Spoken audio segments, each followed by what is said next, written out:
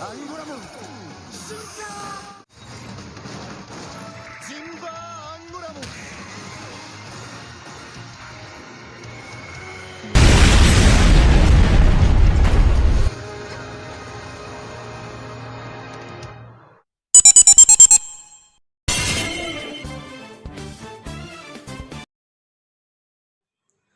Yo, Logronen, lanjut. Oke, ini adalah episode yang cukup seru dan menegangkan. Ada rasa ngeri-ngerinya gitu, teman-teman.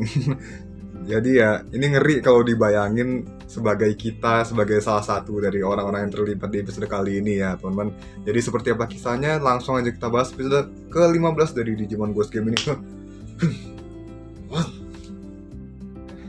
Cerita diawali dengan keberadaan rumah peramal Mephisto dan belum ada apa-apa udah dikasih lihat ini adegan kremasi ya kan, terus ramalan berupa warna keberuntungan yang merah bagaikan api. Jadi dia dikasih lihat, si pelanggannya ini dikasih lihat ini pemandangan dirinya tuh kebakar api merah. Ini udah kayak genjutsu lagi teman, kayak Amaterasu. Aduh, langsung keluar api merah betulan gitu. Ini nggak tahu gimana teman, apakah permainan kata apa gimana gitu. Terus si korban nih langsung berubah jadi batu setelah dia berteriak untuk minta diselamatkan. Nah, dan dinyatakan sama si peramal bahwa dengan ini ramalannya tepat, teman-teman. Dengan dia menjadi batu, masalah hidupnya sudah selesai dan dia nggak akan menerima hal semacam itu lagi. Di sini masih membingungkan dan nggak habis pikir aja gitu loh. Apa hubungannya sama ramalannya tepat dengan dia jadi batu gitu kan. Nah, terus si Ruri dan Anggoramon ini kan lagi ngetes dim card baru dan tiba-tiba aja ditelepon sama temen-temennya si Mika sama Aoi ya kan, buat ngumpul di cafe ngomongin soal rumah peramal ini kan. Soalnya si kebetulan juga si Ruri ini di akun si Rirurun buat nyari investigasi rumah peramal ini bener atau enggaknya gitu ya kan. Katanya juga nggak tahu ini rumah bakal muncul di mana lagi, di mana aja. Soalnya misterius gitu keberadaannya, teman-teman. Ya, jadi ya si Ruri ini dimintain bantuan sama viewernya, sama followernya karena dia terkenal gitu, ya kan. Waduh, lumayan luar biasa ya jaringan followernya si Ruri ini, teman-teman. Tentunya juga Anggoramon mendengar hal ini selaku bodyguardnya Ruri kan. Jadi dia siaga juga buat jagain dia juga, selalu ada di sisinya gitu kan. Abis itu kita lihat di sini ada Jellymon yang lagi berkeliaran. Aduh, ini makhluk gak kapok-kapok ya teman. Dan juga dia kebetulan melihat patung ya, sebuah patung batu di jalan, dan pas dia periksa dengan nembusin tentakelnya ke patung tersebut, dia bisa tahu itu patung asalnya dari mana teman. Ini kayak menerawang gitu ya teman. Dan dia tahu itu berasal dari manusia teman. Bisa langsung tahu gitu kan ya, ini adalah patung dari korban yang tadi di awal episode teman-teman. Menarik ya si Jellymon punya kemampuan kayak gini. Terus sementara Ruri dan yang lain tuh masih nyari-nyari keberadaan si rumah ini kan, rumah peramal ini.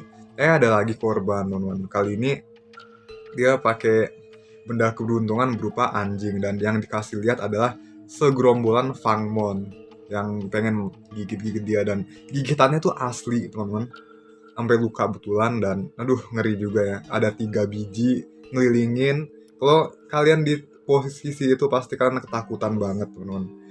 Tapi kalau dilihat lagi ini kayak jurus ilusi gitu kan, ada 3 iblis suruhannya yang ngelilingin si korban ini, dan kayaknya si Fangmon ini adalah ilusi gitu loh, buat nakut-nakutin dia gitu kan. Dan ya mereka adalah suruhannya si peramal ini. Terus kemudian ini si korban ini minta diselamatkan juga dan jadi batu juga. Aduh, serem juga ya teman-teman. Ini patungnya kemudian dikumpulin di ruang rahasia. Semuanya ada ekspresi ketakutan gitu teman-teman.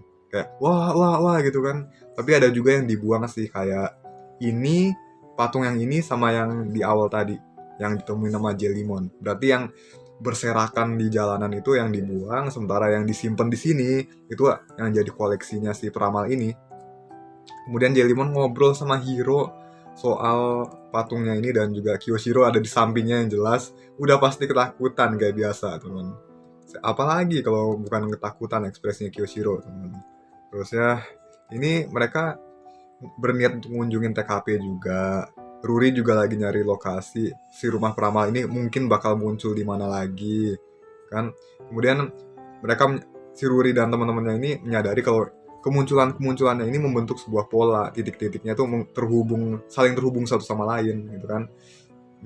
Polanya kayak mengelilingi sesuatu, dan kemungkinan titik berikutnya akan muncul untuk menutupi kawasan yang dikelilingi pola ini. Ruri dan temannya nyari lokasi pastinya, sementara Hiro dan yang lain ini menginvestigasi soal patung-patung yang bertebaran di jalanan-jalanan ini. Ya, bareng sama Jellymon yang pasti.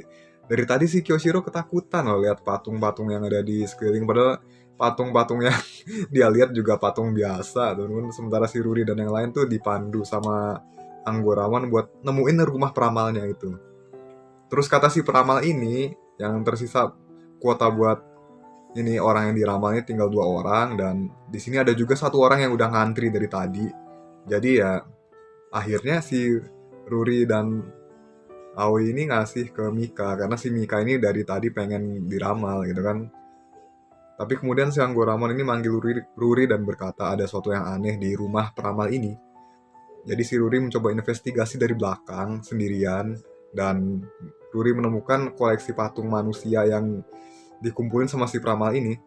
Terus Ruri melihat kenyataannya bahwa si pengantri yang mendahului mereka tadi dibilangin kalau keberuntungannya terletak di tempat tinggi, dan kemudian dia dikasih ilusi ya, ilusi Pico Devimon, dan ilusinya kayak nyata, dia ada digantung di tempat tinggi gitu dan nggak bisa gerak gitu teman-teman.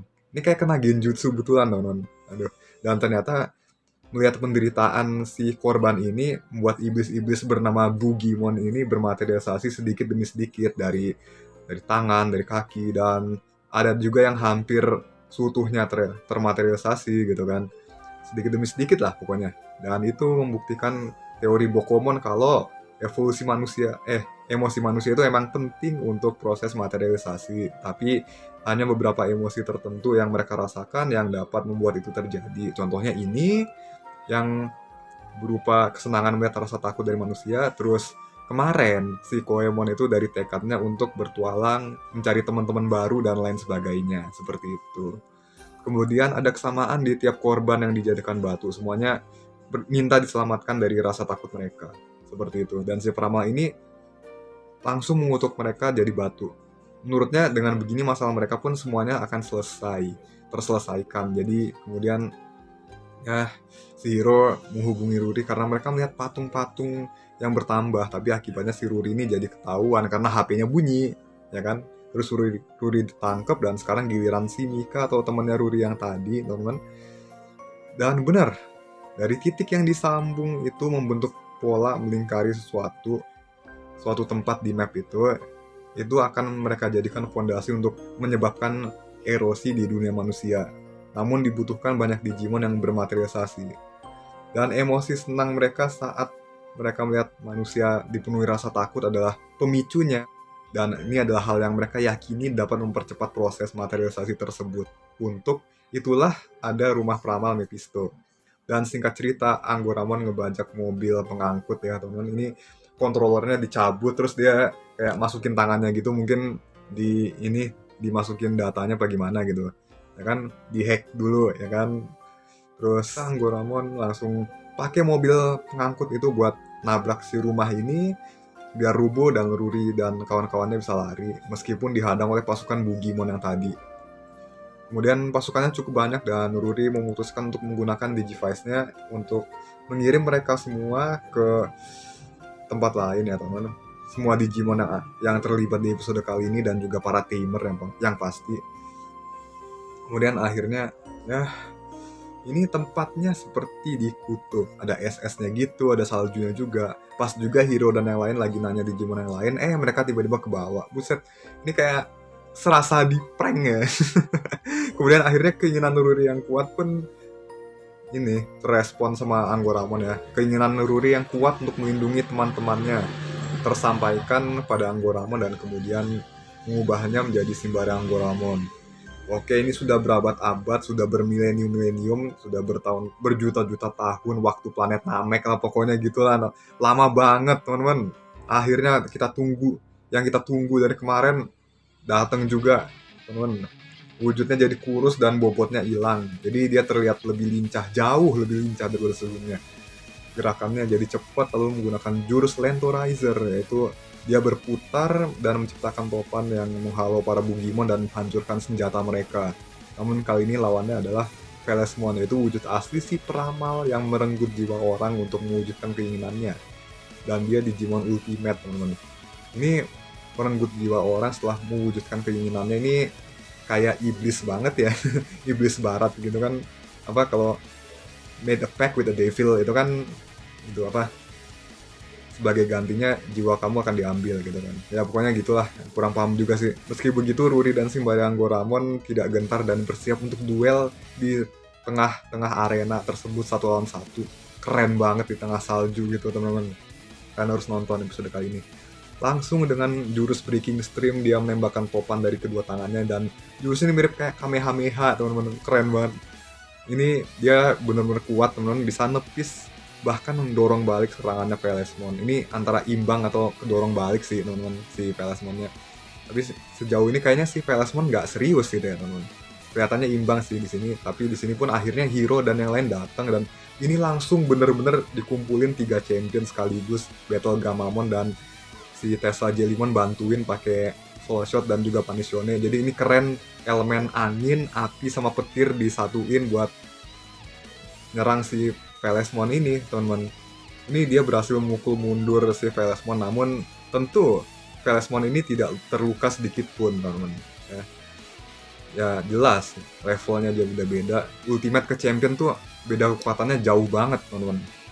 Dan dia masih bisa menang, tapi dia justru memilih mundur karena tujuan dia emang bukan buat bertarung, tapi melainkan untuk memenuhi tujuannya untuk menciptakan erosi di dunia manusia ini. Ya ini sebenarnya mungkin bahaya ya, tapi entah gimana dibiarin lepas. Lagian mereka levelnya juga masih jauh dari Velasmon ya kan teman-teman. Ya jadi mungkin gencaran senjata itu pilihan terbaik untuk kedua pihak ya, biar nggak sama-sama dirugikan ya. Paling nggak seperti itu, ya kan? Ya dia si Velasmon ini pun memahami kalau Digimon yang memiliki partner manusia ini tidak bisa diremehkan. Jadi ya dia memilih untuk mundur seperti itu, karena dia tahu ini akan menyulitkan bagi dia. Setelah itu dia mengembalikan semua orang yang tadinya dijadiin batu. Oke, sportif ya teman-teman. Udah ngalah, terus sebagai permintaan maaf dia langsung balikin semuanya ke manusia lagi gitu. Sportif ini, saya suka yang kayak gini nih. Kemudian akhirnya Ruri dan teman-temannya berkumpul lagi, dan di sini terjadi adegan yang sangat wholesome di mana teman-temannya Ruri itu sangat peduli sama dia, teman-teman.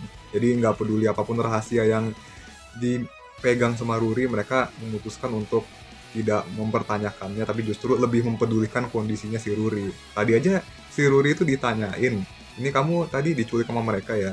Ya untung kamu baik-baik aja gitu. Mereka ngomong gitu, memilih untuk berbicara seperti itu daripada mempertanyakan kebenarannya si Ruri. Ya itu tanda kalau mereka tuh sangat peduli dan suportif ke Ruri ya teman-teman. Wah ini bener-bener, wah temennya baik sih si Ruri ini, bersyukur kalau punya teman kayak gitu ya teman-teman. Ya bagus lah.